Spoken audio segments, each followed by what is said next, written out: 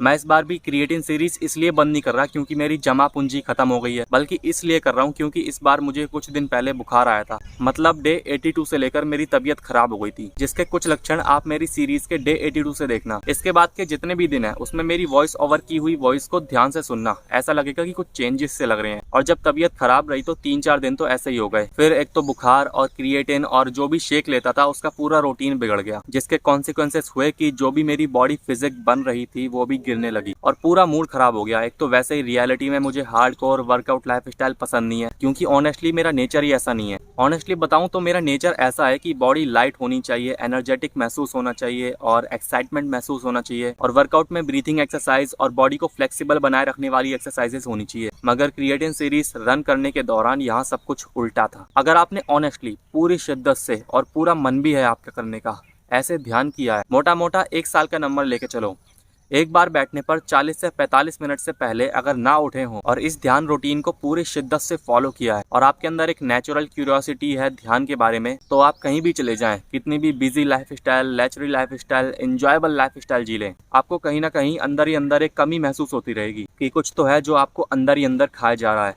कितना भी मनन कर लोगे तो भी आप पता नहीं लगा पाओगे कि क्या चीज़ है, और सेटिस्फैक्शन, किसी भी चीज़ से सेटिस्फैक्शन मिलना बहुत कम हो जाएगा। अब ये सवाल भी उठ सकता है कि मेडिटेशन करने की इतनी ज़्यादा अर्जेस हैं तो इसमें क्रिएटिन सीरीज बंद करने की क्या ज़रूरत है। इसमें जब आप लंबे समय तक ध्यान में बैठना सीख जाते हो तो रोज ध्यान के दौरान आपके पैर रोज रोज शून्य पड़ते हैं, मगर स्क्वाट्स जैसा इंटेंस वर्कआउट करने के लिए आपके पैरों का ब्लड सर्कुलेशन भी अच्छा होना चाहिए। मगर जब ध्यान के दौरान लेग्स रोज रोज शून्य पड़ेंगे तो इसमें लेग्स की एक्स्ट्रा लोडेड ऐसी एनर्जी, ऐसी चीजें करने की क्षमता गिर जाती है। पैरों से कुछ एक्स्ट्रा या फिर स्क्वाट्स जैसी चीजें करने में टायर्ड फील होता है, और क्रिएटिन सीरीज के दौरान ज्यादा खाना पड़ता है, ज्यादा पीना पड़ता है, जिससे पूरा दिन लो एनर्जी, लो एक्साइटमेंट और भारी मन के साथ बीतता है। और जब आप ज्यादा देर तक 40 से 45 मिनट के ऊपर तक ध्यान में बैठना सीख जाएंगे तो पाएंगे कि बॉडी में कुछ ढीलापन सा आया है, माइंड नेचुरली बहुत शांत सा फील हो रहा है, किसी भी चीज को देख के उसे मीनिंगलेस कहने का थॉट आ रहा है। और जब नेचुरली माइंड बहुत शांत होने लगता है तो बॉडी भी उसी के अकॉर्डिंग रिएक्ट करने लगती है। मींस बॉडी का चंचलपन बहुत ही ज्यादा डिक्रीज हो जाता है, और ऐसे में इंटेंस वर्कआउट करना बहुत ज्यादा कठिन हो जाता था जब मैं क्रिएटिन सीरीज के दौरान कभी कभी जोश जोश में